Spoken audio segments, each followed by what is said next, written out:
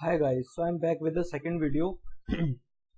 So as in the last video we saw how to do vibrational analysis on a simple isometric plate, but this time we are taking a FGM plate. So right now I've opened already one of my files in which I took an FGM plate. So first of all, our boundary conditions. In this I took a clamped boundary condition CFFF. It is clamped from one side and free from the rest of the three sides. Is there any boundary load? Okay, I applied a boundary load. I don't know why, but it is of no use. It makes no difference. Now fixed constraint. As I told you already, I took one side clamped fixed constraint and rest of the sides are free. As you can see, the meshing is size feet tetrahedral extremely fine. I don't know why did I take extremely fine, but normal is fine. Okay. Now what I did is, there are two ways of doing it. All the difference that it makes is in the material. If in an isometric plate the material is same throughout, but in the FGM plate the material property change from ceramic to metal. Alright, as you must already know, there is a function behind that change. So that function we are gonna apply in nu, that is Poisson ratio, rho that is the density, and E that is the Young modulus. Alright, so what I did was I just went to material, blank material. Alright, so material 1 came, then I went to basic, I right clicked here, so I did an analytic function. Remember, so analytic function, I clicked on it, so there was an analytical function created here.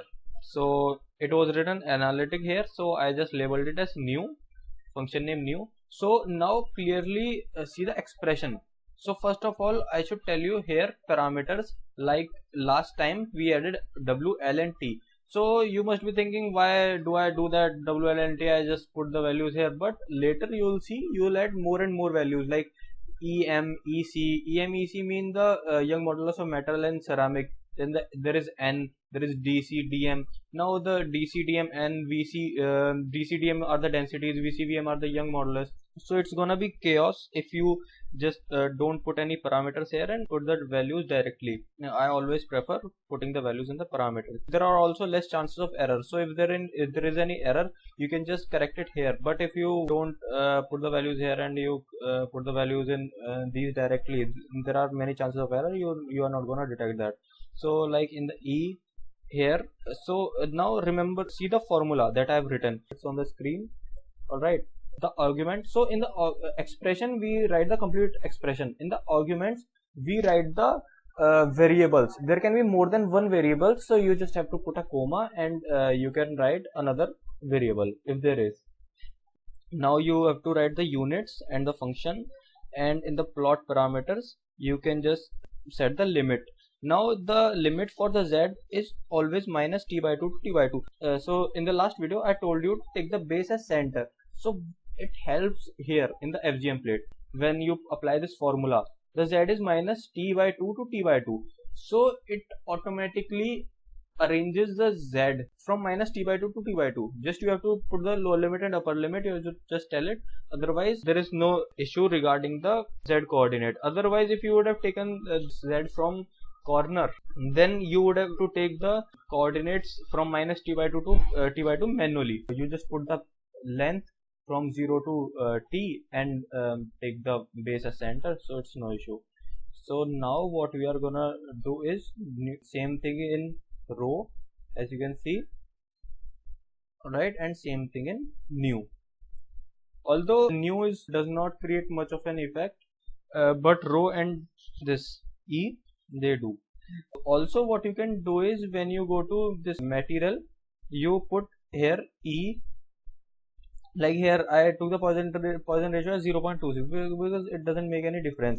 So we take whatever the function name is and we write the variable in the bracket, like we write fx, you know. So f is the function name and x in the bracket is the variable, like that.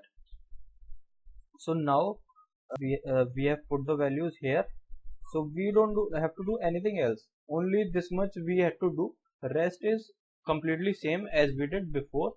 Just click here, compute.